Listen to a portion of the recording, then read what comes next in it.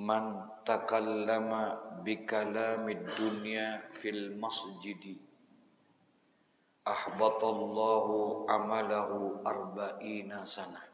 Masya Allah. Dan hadis selanjutnya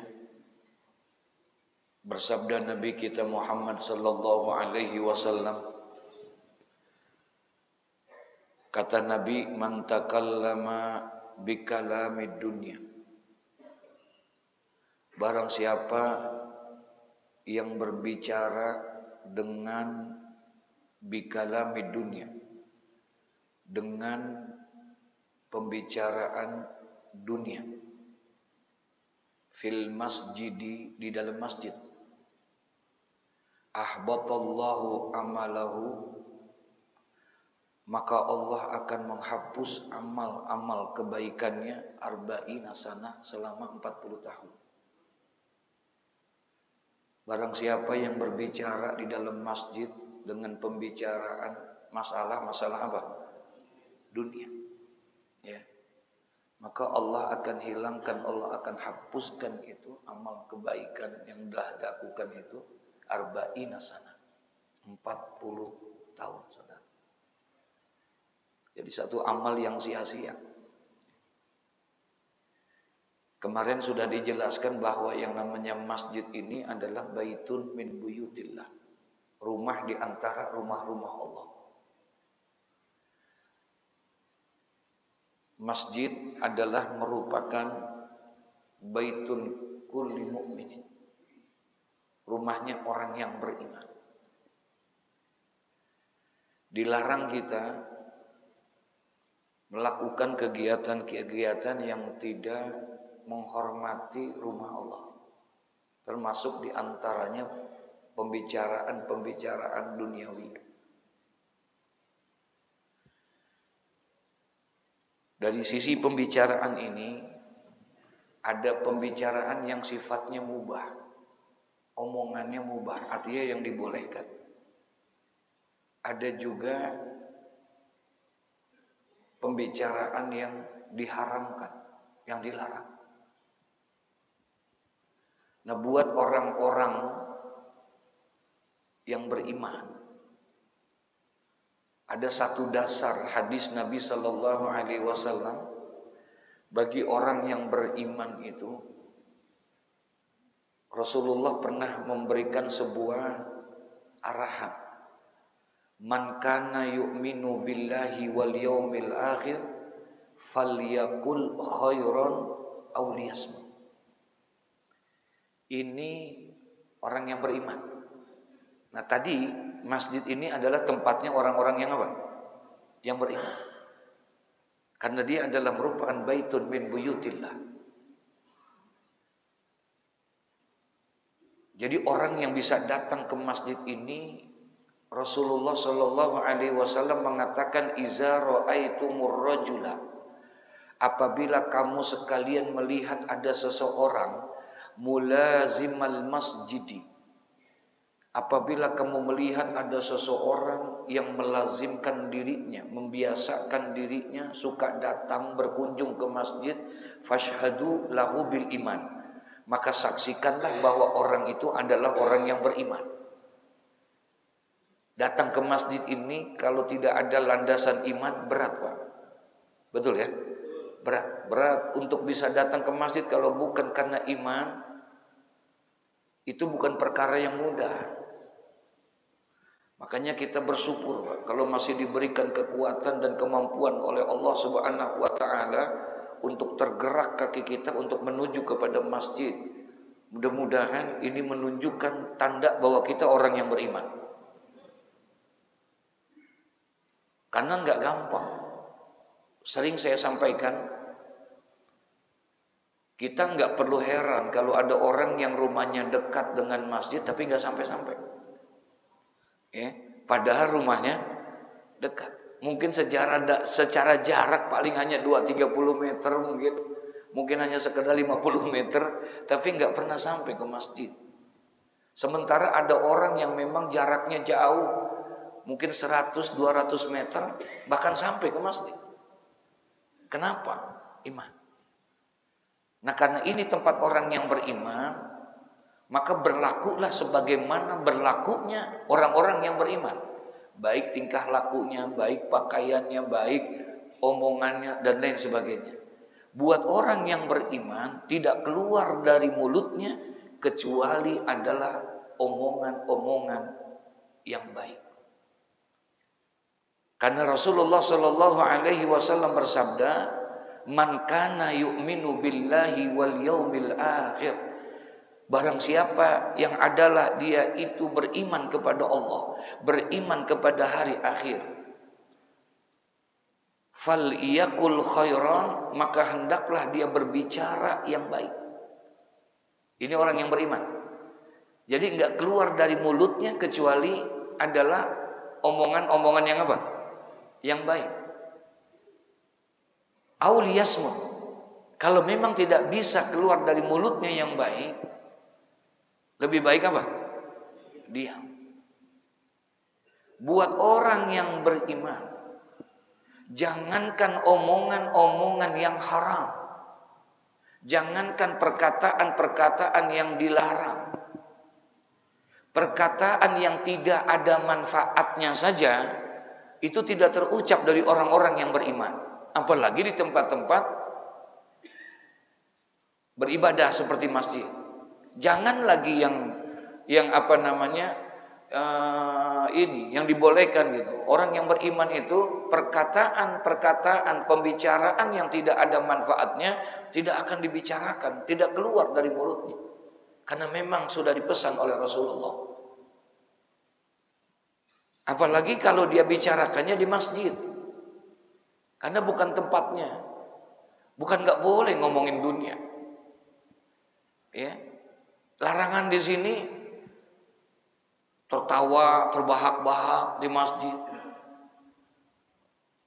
Nyanyi dengan nyanyian-nyanyian yang nggak pantas. Omongan-omongan yang mengandung porno misalnya, sehingga menimbulkan tertawa dan lain sebagainya. Tidak ada adab di dalam masjid. Ini yang tidak diperbolehkan. Ya, tidak diperbolehkan. Kan ada juga tuh kadang-kadang kalau lagi ngobrol ketawanya sampai terbahak. Ada nggak kira-kira itu? Bukannya nggak boleh. Bertengkar sampai keluar kata-kata yang tidak pantas. Bahkan sampai menghunuskan pedang, menghunuskan senjata. Ribut sampai yang luar biasa dan segala macam. Nah, ini yang dilarang. Ya. Tapi kalau hanya sekedar omongan-omongan, sekalipun dia omongan perdagangan misalnya, karena Rasulullah Shallallahu Alaihi Wasallam ini menjadikan masjid ini multifungsi, Pak. Apalagi di awal-awal Rasulullah membina ini masjid, membangun ini masjid. Sejarah sudah mencatat bagaimana Rasulullah bisa menciptakan daulah Islamiyah dari masjid. Rasulullah bisa membangun negara Islam itu justru dari masjid. Dari tempat ini Rasulullah bisa membina persatuan dan kesatuan. Dari tempat ini Rasulullah bisa menumbuhkan kecerdasan untuk bermasyarakat. Dari tempat ini Rasulullah menerobos bagaimana caranya menembus itu perekonomian dari masjid. Rasulullah membangun itu. Ketika Rasulullah hijrah dari Mekah ke Madinah, nggak ada yang dilakukan oleh Rasulullah kecuali adalah yang pertama membangun masjid. Waktu di Makkah, di awal-awal perjuangan Nabi Muhammad, di awal-awal dakwahnya Rasulullah, selama di Mekah memang tidak ada satupun masjid yang dibangun oleh Rasulullah, tidak ada. Ketika Rasulullah pertama kali dakwah di Mekah, 13 tahun namanya Rasulullah berjuang luar biasa. Tidak ada satupun sejarah mencatat yang dibangun oleh Nabi Muhammad masjid. Kenapa? Karena pada saat itu situasi dan kondisinya tidak memungkinkan untuk hal yang seperti ini. Tekanan-tekanan tokoh-tokoh kafir Quraisy, intimidasi yang begitu luar biasa. Jangan lagi untuk bangun masjid, untuk sholat berjamaah aja susah pada saat itu. Jadi pada saat itu Rasulullah belum menciptakan dan membangun masjid. Tapi lihat dalam perjalanan sejarah, ketika Rasulullah hijrah ke Madinah, sampai di satu kampung namanya Kuba, dan tidak ada yang dilakukan di Kuba kecuali yang pertama adalah membangun apa? Masjid. Dan masjid itu masih berdiri sampai dengan saat ini, kokoh, megah itu masjid, yaitu Masjid Kuba namanya. Dibangun oleh Rasulullah, Masjid Kuba. Pindah lagi Rasulullah dari Kuba, karena tidak lama di Kuba itu Rasulullah. Satu riwayat hanya 4 malam, Senin, Selasa, Rabu, Kamis, Jumat berangkat. Ketika Jumat berangkat, mampir di dalam satu kampung Bani Salimah. Di tempat Bani Salimah itu Rasulullah ada perintah untuk melaksanakan sholat Jumat. Di situ bangun lagi masjid, disebut dengan Masjid Al-Jumu'ah. Ada masjid namanya Masjid Al-Jumu'ah, dibangun oleh Nabi Muhammad. Kemudian setelah itu baru sampai ke Madinah, dan di situ bangun Masjid Nabawi yang saat ini dikunjungi oleh umat Nabi Muhammad. 3 masjid dalam satu minggu Rasulullah bangun. 3 masjid Rasulullah bangun. Masjid Kuba, Masjid Al-Jumu'ah, kemudian Masjid Nabawi. Ditanamkan di dalam masjid itu pembelajaran yang luar biasa. Rasulullah mengajarkan dari segala macam bagaimana bentuk peperangan masjid. Rasulullah membentuk persatuan dan kesatuan di masjid, sehingga tidak ada sarana untuk menjalin ukhuwah, dijalin untuk persatuan dan kesatuan, yaitu dengan bersilaturahmi adalah di masjid. Nggak ada kecuali adalah masjid. Dari mana silaturahmi? Dari mana ukhuwah itu dibangun oleh Rasulullah? Rasa nasionalisme itu ditumbuhkan oleh Rasulullah dari masjid, yaitu dengan dianjurkannya orang untuk sholat berjamaah. Dengan sholat berjamaah, sampai-sampai Rasulullah memberikan sebuah gambaran-gambaran pahala ganjaran yang begitu besar bagi orang-orang yang berjamaah. Dalam rangka apa? Untuk menumbuhkan ukhuwah, untuk menumbuhkan kebersamaan. Sehari 5 kali dibentuk itu persatuan ukhuwah Islamiyah di tempat ini. 5 kali sehari, Pak. Zuhur, Asar, Maghrib, Isya, Subuh. Ketika mereka berjumpa dan bertemu dalam setiap waktunya, ditanyakan itu, bagaimana keluargamu? Bagaimana keadaan istri dan anak-anakmu? Bagaimana usahamu? Bagaimana pekerjaanmu? Bagaimana bisnis kamu dan lain sebagainya? Itu omongan dunia bukan? Dunia. Itu omongan dunia diajarkan. Jadi yang tidak diperbolehkan bukan hal-hal yang seperti itu, tapi kalau untuk menumbuhkan itu semua, fadhal. Tapi ketika pada saat dia sudah mengomongin dunia yang sudah melewati batas, paham maksudnya nih ya? Tertawa, terbahak-bahak, bercerita tentang yang mengandung kemaksiatan, ya, menyusun strategi untuk berbuat maksiat misalnya. Nah, itu yang tidak diperbolehkan. Rusak amal ibadah kita, Pak. Tidak punya nilai di hadapan Allah Subhanahu wa taala. Masya Allah, Masya Allah, Masya Allah. Rugi kita. Jadi omongan ini ada omongan yang mubah, yang boleh saja. Ada omongan yang bermanfaat, dan juga ada omongan yang tidak bermanfaat. Bahkan ada omongan yang dilarang, yang diharamkan. Omongan yang mubah, boleh kita omongan yang mubah, orang beriman boleh, Pak. Mohon maaf, ngomongin bola, boleh nggak ngomongin bola? Halo? Ini kok jadi pada diem semua ini? Takut ngomong kali ya.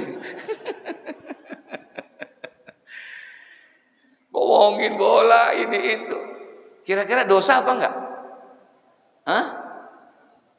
Itu omongan-omongan yang mubah-mubah saja, boleh-boleh saja. Tapi ada manfaatnya enggak? Hah? Orang yang beriman ini enggak mau omongan itu. Boleh tuh omongan.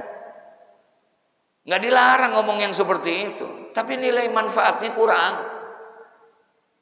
Nah, orang yang beriman enggak keluar dari mulutnya kecuali omongan-omongan yang bermanfaat, yang baik.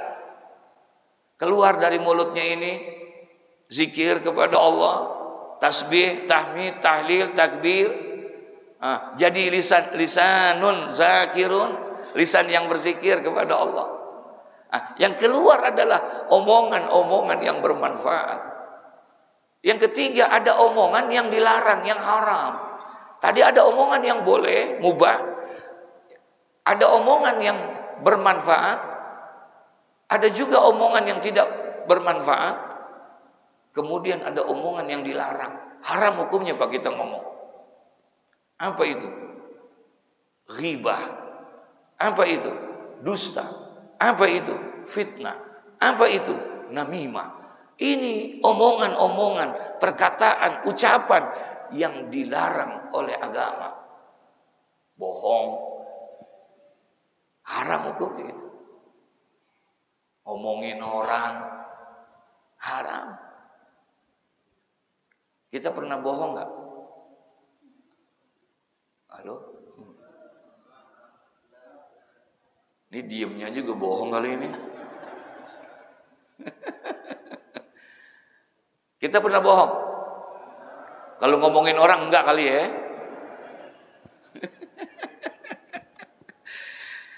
Orang yang beriman insya Allah Pak, terjaga dia. Yang begitu, berusahalah untuk kita supaya itu. Bahkan rusak amal ibadah kita Pak. Salah satu yang menyebabkan rusaknya amal ibadah kita, kata Nabi, sitatu asya'a tuhbitul a'mal. Ada 6 perkara yang dapat merusak amal kita. Ada 6 perkara yang dapat merusak amal ibadah kita. Salat yang kita kerjain rusak di hadapan Allah, 0, tidak ada nilainya. Tahajud kita, duha kita, baca Quran kita, sedekah kita, haji, umrah, semua bisa rusak. Rugi kalau seandainya nanti yaumul qiyamah ketika kita tanya sama Allah, ya Allah, mana pahala salat saya? Mana pahala puasa saya? Alangkah ruginya kalau seandainya Allah ngomong, salat yang kamu kerjakan tidak ada nilainya di sisi aku, kata Allah.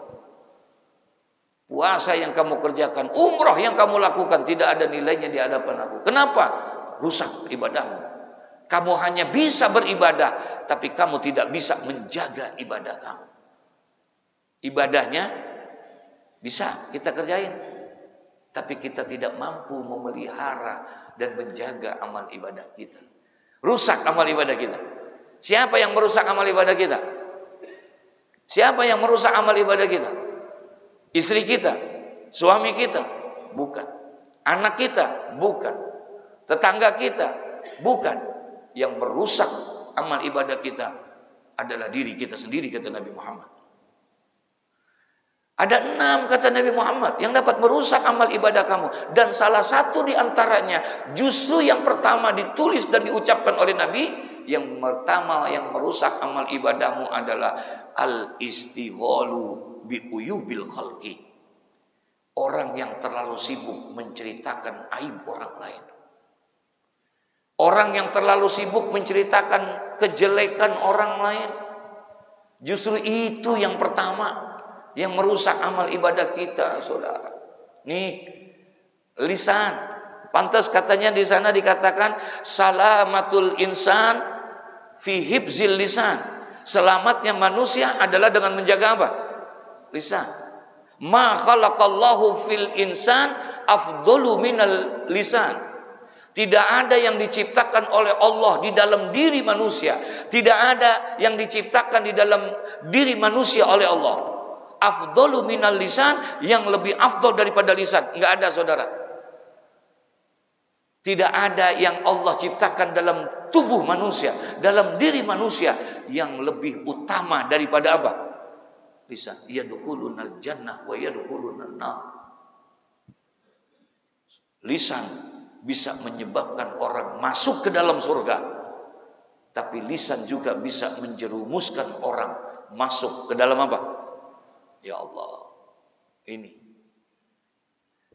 Kalau ngomongan-ngomongan yang tidak baik, masalah dunia yang tidak baik, yang tidak ada manfaatnya, bahkan menimbulkan dosa karena dunia yang kita omongin penuh dengan kemaksiatan. Kita ngomongin masalah dunia yang berbau maksiat, yang berbau dosa di situ. Tidak dibolehkan kita bicara di mana saja, apalagi di baitun min buyutillah, apalagi di rumah di antara rumah-rumah Allah, apalagi kalau ngomongin orangnya, ngebohongnya, mengadu dombanya di masjid. Di luar aja boleh nggak? Di luar boleh nggak? Nggak boleh, apalagi di masjid. Di luar aja kita dosanya begitu besar. Ya. Tapi tidak sedikit. Mohon maaf, beribu maaf. Ada juga orang yang ngomongin orang di masjid. Ada nggak kira-kira? Lagi ngaji lagi. Ngomongin orang. Yang diomongin ustadznya lagi. Astagfirullahaladzim. Astagfirullahaladzim. Ini satu teguran Pak dari Rasulullah Sallallahu Alaihi Wasallam. Man takallama bikalamid dunya. Barang siapa yang ngobrol, barang siapa yang berbicara bikalami dunia, dengan omongan-omongan dunia yang tidak ada manfaatnya, apalagi omongan dunia yang diharamkan. Paham maksudnya nih? Bukan berarti kalau begitu kagak boleh banget ngomongin ini gitu. Enggak. Ini jangan-jangan besok udah masuk masjid diem aja. Ini aja. Bukan itu maksudnya. Ya? Bukan itu. Karena Rasulullah juga membangun itu. Bagaimana kabar kamu? Bagaimana keluarga kamu? Sehat semuanya? Istri kamu gimana? Anak-anak kamu gimana? Itu perkebunan kamu bagaimana? Banyak hamanya tidak? Banyak ininya tidak? Usaha kamu gimana? Dagangan kamu? Bagaimana kamu cara menjualnya dengan baik? Sehingga aku dengar engkau bisa berdagang dengan baik. Ini omongan dunia bukan? Ini masalah dunia bukan? Dunia. Tapi itu boleh. Yang seperti itu diperbolehkan. Yang tidak diperbolehkan itu yang tadi. Ngomongin dunia yang berbau maksiat, mengandung dosa. Yang tidak menjaga etika adab di rumah Allah, itu yang tidak diperbolehkan kita untuk yang seperti itu. Ya. Jadi untuk man takallama bikalami dunya fil masjidi, barang siapa yang ngobrol, yang berbicara dia bikalami dunya dengan omongan perkataan dan pembicaraan dunia fil masjidi, di dalam masjid, ahbatallahu amalahu, maka Allah akan rusak, Allah akan hapuskan itu amal-amal kebaikannya arba'ina sana. 40 tahun amalnya dihapus. Lah kita aja belum amal ibadah kita, sembahyang yang kita kerjain kira-kira ada enggak 40 tahun? Halo? Iya. Paling baru 2 minggu.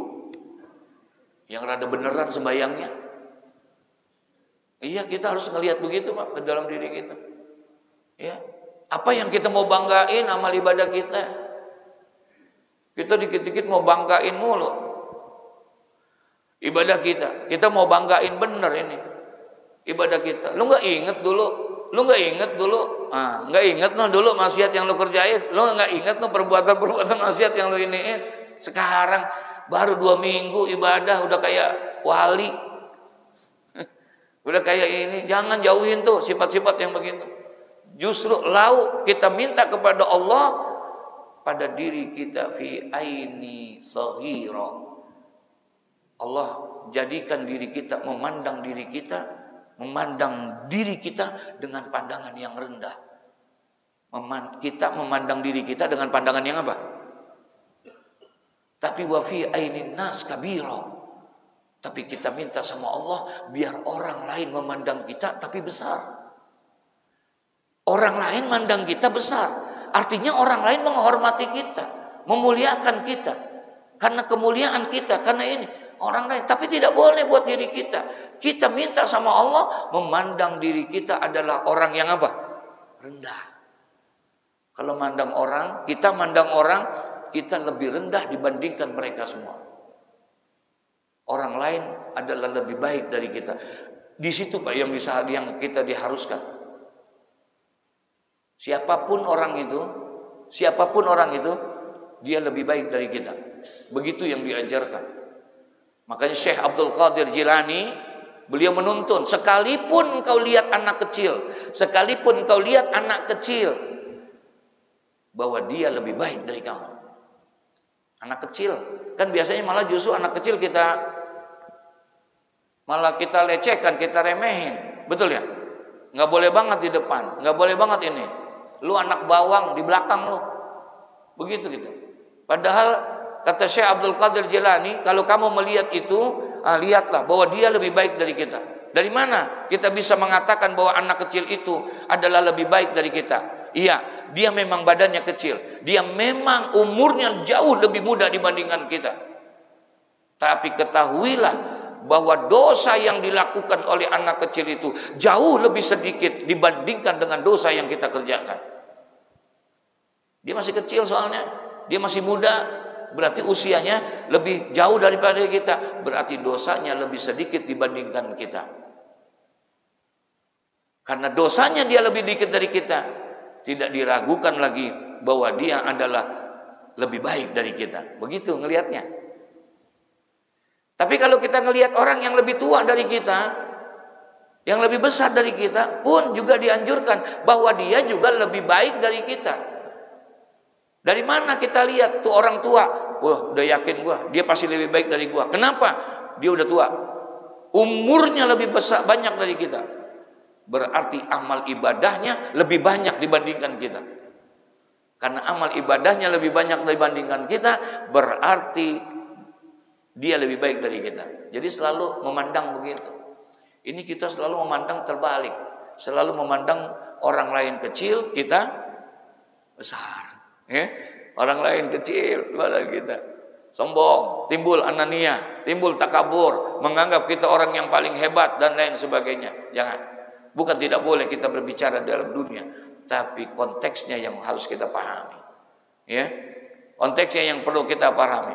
Ya. Makanya dijelaskan juga nggak boleh kita wa yundabu tanzihul masjidi an hadisid dunya, dan disunahkan tanzihul masjidi, yaitu mensucikan masjid, an hadisid dunya, daripada pembicaraan-pembicaraan dunia. Ya, wa hudumatin wa raf'in sautin wa syahrin wa silain. Ya Rabbana, ya. Jangan bertengkar di masjid. Jangan lagi wa raf'i sautin, suara yang keras. Ya, yang tidak ada nilainya. Gitu. Kemudian teriak-teriak, tertawa terbahak-bahak, gitu. Habis sembahyang misalnya, nunggu waktu yang selanjutnya, daripada nggak ngapa-ngapain, ayo dah ambil gitar, main gitar di masjid. Ya ilaha illallah, ya. Mau nyanyi dengan luar biasa, tertawa terbahak-bahak gitu. Nggak boleh kita di hal yang seperti itu, ya. Dan ada etika. Azan aja ada etikanya, Pak. Azan aja kagak boleh kita main sembarangan aja, datang main azan-azan aja, ya. Udah datang nih waktu apa, dia main datang, karena ada pengurus. Pengurus sudah menyusun, sudah menyampaikan, ya. Artinya yang diperbolehkan untuk azan siapa? Qomat. Enggak main sembarangan, main qomat-qomat aja. Haknya muazzin yang menentukan adalah pengurus yang memperbolehkan. Paham tuh ya? Jadi orang luar jauh, bukan kampung kita, bukan ini, datang main apa ya? Main azan aja lagi. Udah gitu azannya jam 9 pagi lagi.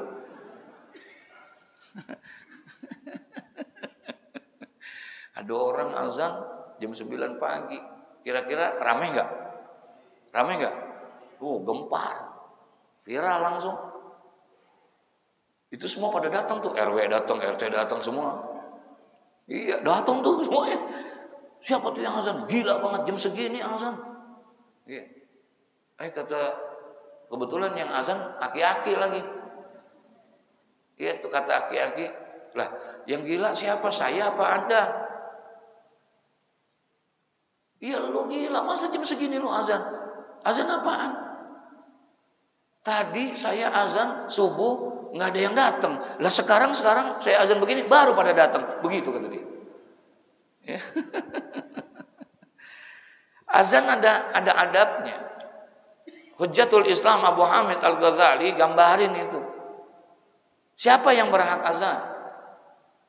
Siapa yang berhak untuk menjadi qomat? Itu haknya muazin. Jadi kalau seandainya yang azan itu si A, tiba-tiba yang qomat si B, bisa begitu nggak? Bisa nggak? Nah tuh si A boleh protes tuh. Berhenti. Sembarangan lo, qomat aja. Itu hak gua lo. Tuh. Itu hak gua. Kenapa dia main qomat aja? Yang punya hak untuk nyuruh orang qomat, kata Imam Ghazali, adalah orang yang berhak jadi imam. Jadi yang jadi imam itu yang nyuruh ngapain? Qomat. Ini kadang-kadang yang nyuruh qomat banyak banget. Kan habis azan nih, sembahyang, qobliyah, betul ya? Iya, udah pada dilihat, semuanya pada ngomong, qomat, begitu nggak? Tapi bukan di sini, ya? Qomat semuanya. Padahal yang berhak untuk qomat itu adalah yang jadi apa? Jadi imam. Nggak ada, masya Allah. Kalau hal-hal yang seperti itu aja diatur sedemikian rupa, kenapa masjid adalah merupakan baitun min buyutillah, rumah di antara rumah-rumah Allah, sebagaimana layaknya, lazimnya kita harus beradab di tempat yang Allah jadikan ini sebagai rumahnya. Subhanallah. Ini tempat beribadah. Di Madinah, bahkan Imam Abdurrahman Sudais pernah terjadi itu, Pak. Ya, saya ngelihat dan ngalamin langsung. Di Mekah saya dengar, di Madinah saya saksikan. Jadi ketika mau sembahyang, Syekh Abdurrahman Sudais marah. Nggak jadi, udah qomat Pak, udah mau takbir nggak jadi. Kenapa? Denger handphone, bunyi handphone, ada ringtone-nya, ada suara panggilan, ada suaranya nggak? Suaranya suara musik. Suaranya suara musik. Itu mau sembahyang nggak jadi, berhenti dulu. Dicari dulu, diomelin. Siapa tuh yang punya handphone? Siapa yang punya handphone? Ini masjid, ini rumah Allah. Saya belum pernah dengar suara itu, kata Syekh Abdurrahman Sudais. Di rumah saya tidak pernah ada suara-suara model seperti itu. Di rumahnya hanya terdengar suara ayat-ayat Quran, hadis-hadis Nabi Muhammad Sallallahu Alaihi Wasallam. Tapi di sini aku dengar ada suara seperti itu di rumah Allah, di Baitullah, di Ka'bah. Marah dia karena handphonenya bunyi, nggak di silentin, ya. Jadi suaranya apa? Keluar. Kalau di Madinah lain lagi, Pak. Ketika saya sedang sembahyang berjamaah di masjid, sholat isya waktu itu, habis rapi sholat isya, tiba-tiba imam bangun bicara. Imam bicara dengan bahasa Arab. Wah, suaranya tinggi. Di samping saya banyak orang Indonesia. Itu imam langsung bicara. Di sana nggak ada yang namanya habis sembahyang itu pakai ini di Masjid Nabawi, di Masjid Haram. Ini tiba-tiba habis sembahyang isya, Masjid Imam Nabawi itu bangun, kemudian ngomong, marah-marah. Ini orang di samping saya, kiri kanan orang Indonesia, karena itu bahasa Arab dia nggak ngerti. Amin, ya Allah, begitu. Sampai diangkat tangannya, amin ya Allah. Udah rapi saya tanya sama dia, Pak, Bapak ngerti tadi yang saya ngomong? Enggak, kata dia. Karena dia bikin bahasa Arab, jadi dia apain? Kita lagi diomelin Pak sama dia, saya bilang. Itu imam lagi marah-marah. Ini tempat adalah tempat beribadah, untuk berzikir, untuk banyak membaca Quran, untuk berzikir kepada Allah, untuk beribadah kepada Allah. Kalau memang pengen handphone di rumah, di jalan, silakan, bukan di sini tempatnya. Tuh, diomelin. Ya, diomelin sama pengurus. Ini yang nggak boleh gitu.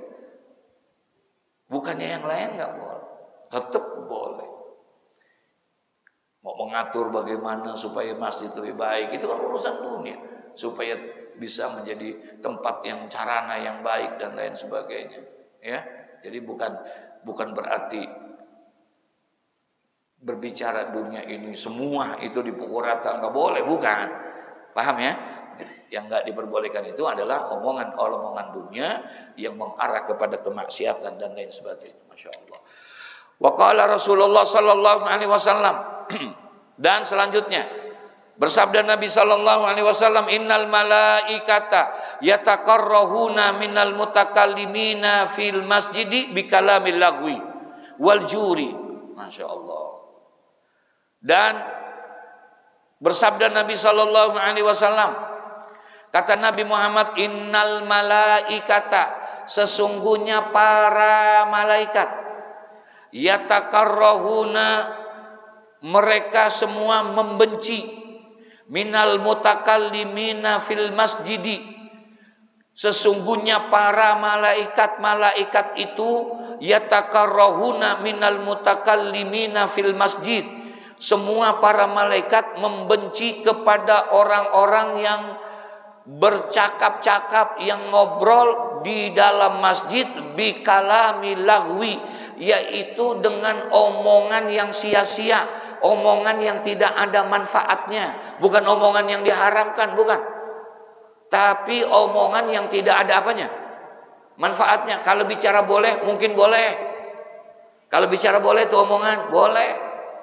Kayak tadi ngomongin dunia, ngomongin bola misalnya, kagak dosa ngomongin bola. Ya, seman manfaatnya nggak ada. Nah, barang siapa katanya, sesungguhnya para malaikat, mereka membenci itu para malaikat terhadap orang-orang yang suka ngobrol di dalam masjid dengan omongan-omongan yang sia-sia, wal juri ail kalamil ma'ili anil haq, yaitu pembicaraan-pembicaraan yang mempunyai potensi dosa di dalamnya, yaitu ail kalami al ma'ili anil haq, pembicaraan yang memang menyimpang daripada kebenaran, bohong, dusta, namimah, menceritakan aib orang lain, nggak boleh.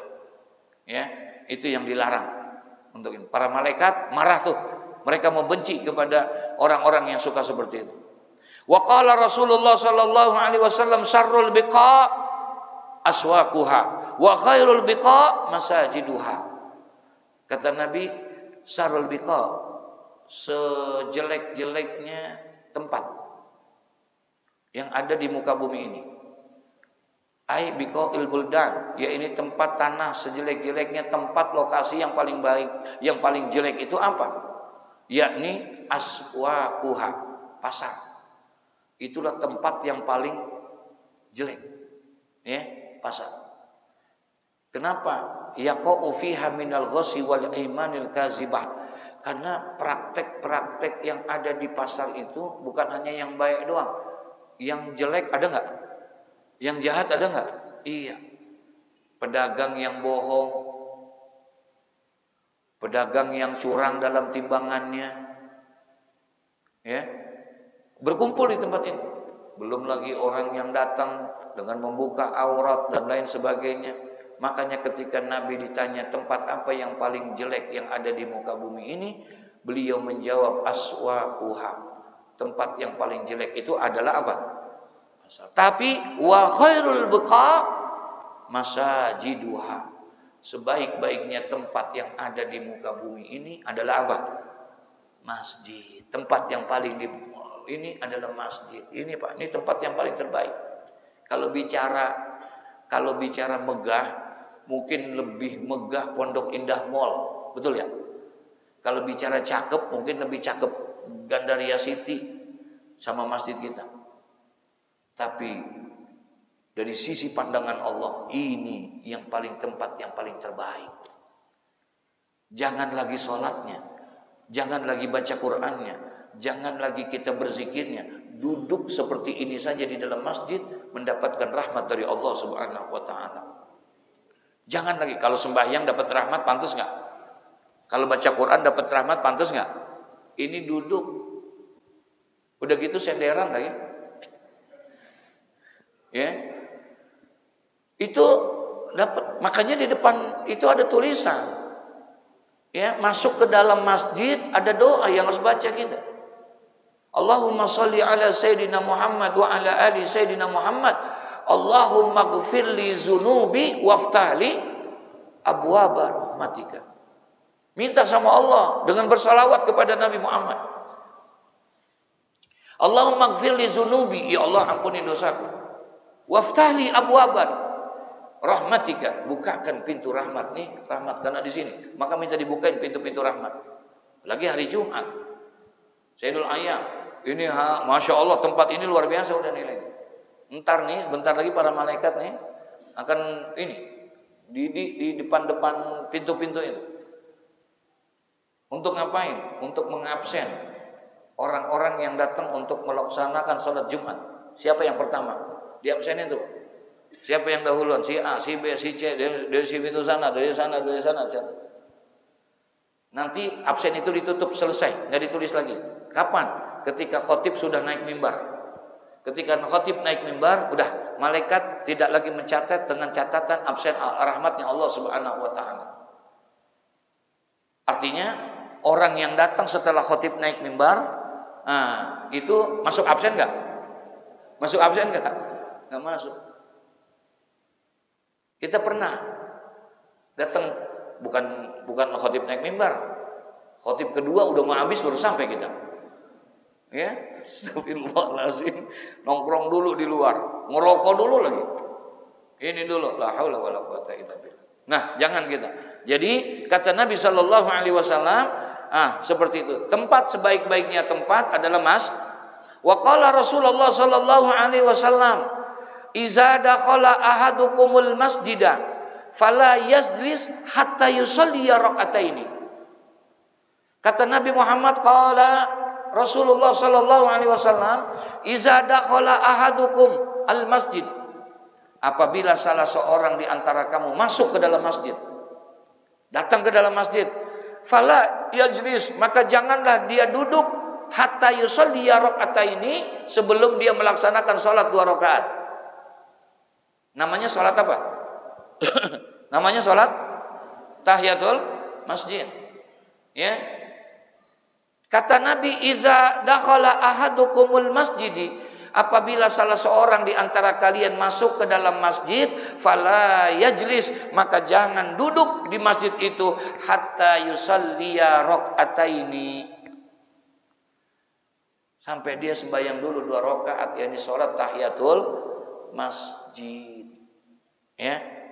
Sembahyang tahiyatul masjid sebagai bentuk penghormatan. Di mana? Di mana saja. Selama tempat itu menjadi masjid, hukum-hukum masjid itu berlaku di dalamnya. Ya.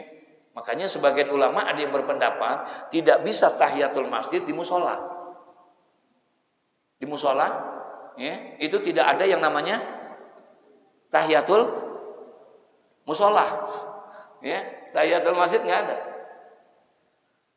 Kenapa? Karena hukum masjidnya tidak ada. Makanya orang dulu nyebut musola dengan sebutan apa? Apa? Langgar. Ya, sebutnya langgar. Kenapa disebut langgar? Karena yang tidak boleh di masjid boleh dilanggar. Halo? Sesuatu yang tidak boleh di masjid, sesuatu yang tidak boleh dilakukan di masjid, itu boleh dilakukan di mana? Dilanggar. Orang yang junub nggak boleh di masjid. Orang yang haid nggak boleh di masjid. Haram hukumnya. Tapi dilanggar Boleh, walaupun makruh. Boleh tuh dilanggar. Nah, itu makanya dilanggar. Nah, masjid berlaku hukum-hukum masjidiyah. Hukum yang berlaku masjid. Jadi nggak sembarangan. Nggak boleh kita. Habis berhubungan, ngademnya di masjid. La ilaha illallah. Ya. Nggak boleh, bukan tempatnya. Nah, sembahyang kita, semua tempat boleh dilakukan tahiyatul masjid. Sebenarnya yang ada ikhtilaful ulama di Mekah, Masjidil Haram. Lebih utama bukan tahiyatul masjid ketika kita masuk ke dalam Masjidil Haram. Kenapa? Ada yang lebih mulia dibandingkan masjid. Apa? Baitullah, Ka'bah. Maka lebih diutamakan di sana tawaf sunnah dibandingkan dengan tahiyatul masjid. Itu yang lebih utama di Baitullah adalah untuk melakukan tawaf yang lebih utama, karena di situ ada apa?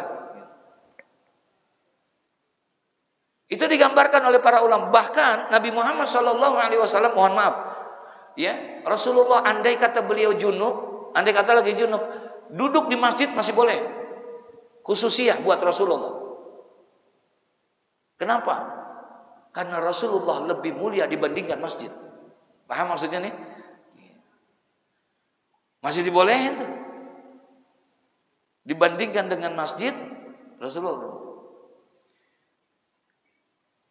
Dianjurkan oleh para ulama kalau habis sembahyang, imam habis sembahyang itu berubah dia punya duduknya. Kalau kita kan biasanya berubah. Biasanya kalau berubahnya itu pada saat lagi habis baca Allahumma antas salam wa minkas salam wa alaikal salam. Betul ya? Nah, imam berubah enggak? Berubah. Dianjurkan berubahnya itu posisinya oleh para ulama, mohon maaf. Ini dia punya pundak kanan ini mengarah kepada makmum. Imam nih posisinya. Ya. Pundak kirinya mengarah kiblat. Jadi ini imam menghadap ke sana. Pundak kanannya ke makmum, pundak kirinya ke kiblat.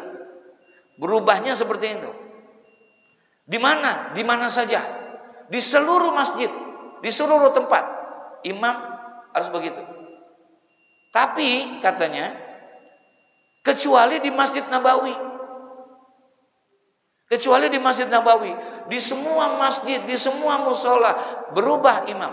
Duduknya seperti itu, pundak kanannya ke makmum, pundak kirinya ke ini. Illa Masjid Nabawi, kecuali di Masjid Nabawi. Kenapa?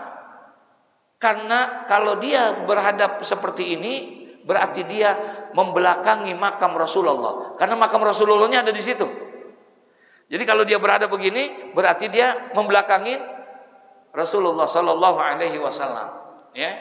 Nah, buat makmum, maaf ini, buat makmum, ya, kalau kita lihat di Fathul Mu'in itu dijelasin tuh, makruh hukumnya berubah kakinya makmum sebelum berubahnya kakinya siapa? Imam. Ya, makruh nih buat makmum sebelum berubahnya kakinya imam, nah itu makruh tuh. Dia ngerubah. Jadi harus mau nggak mau imam harus tahu diri. Jangan dari pertama sampai zikir segitu banyaknya kakinya kagak berubah. Kesian siapa? Makmum, terutama sembahyang Jumat. Ada yang mengamalkan sembahyang Jumat, ya, membaca ayat musabihat. Ada nggak? Fatihah 7 kali, Kulhu 7 kali, Kul a'udzu birabbil falaq 7 kali, Kul a'udzu birabbin nas 7 kali. Ada ulama yang mengajarkan itu karena memang jelas ada arahannya. Nah, dia ngamalin begitu. Fatihah 7 kali, ini 10 kali. Buat imam, emang di situ dianjurkannya ketika membaca itu kakinya jangan berubah. Buat siapa? Buat makmum. Tapi buat imam harus berubah dulu dia. Sebab kalau dia nggak ngerubah, kesian yang di belakang. Mau pulang, imam belum berubah kakinya. Padahal perutnya lapar, dia mau kerja, dia mau ini, dia mau isya. Nah, imam harus tahu diri tuh, ya. Makanya disuruh, iza amma ahadukumun nas falyukhaffif. Apabila kamu ingin menjadi imam pada orang lain, ya, falyukhaffif, maka ringankan sembahyangmu. Nih imam nih, ya, ringanin apanya? Sembahyangnya. Kenapa? Karena yang di dalam sembahyang itu makmum itu macam-macam orangnya. Ada yang tua, ada yang muda, ada yang sehat, ada yang sakit, ada yang vertigo, ya, ada yang sembahyang punya hajat dan lain sebagainya. Nah, di situ kita, ya. Nah, sekarang kita sembahyang itu sunnah kita tahiyatul masjid. Yang ada perbedaan itu hanya di Mekah. Ulama ada yang berpendapat buat orang yang pertama datang itu tidak, ini kan apa ya, lebih afdol adalah tawafnya dibandingkan sholat sunat tahiyatul masjid. Kalau bisa tawaf dulu. Kecuali mereka yang sudah lama, yang sudah ada di Masjidil Haram udah berhari-hari, udah berminggu-minggu. Nah, dia sampai boleh dia melaksanakan itu, ya, masya Allah. Wa qala Rasulullah sallallahu alaihi wasallam irtafa'ati al-masjidu sakiyatan min ahliha allazi yatakallamuna fiha bi kalamid dunya fatastaqbiluha al-malaiku wal malaikatu fataqulu irji'i faqad bu'isna bihalakihim, ya. Sampai situ dulu dah, ya. Udah 7:30. Ya. Jadi mudah-mudahan ada manfaatnya, ya.